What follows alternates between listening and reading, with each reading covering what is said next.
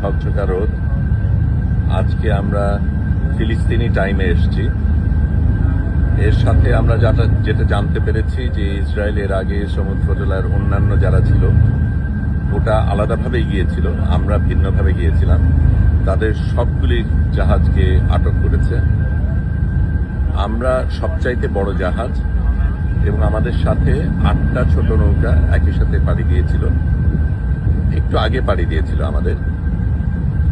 আমরা এই মুহূর্তে একমাত্র এই 9টা যানবাহন যেগুলি মুক্ত রয়েছে, সেভাবেই আমাদের পরিকল্পনা ছিল যে ওদের উপর কিছু হলেও আমরা যাতে এগিয়ে যেতে পারি।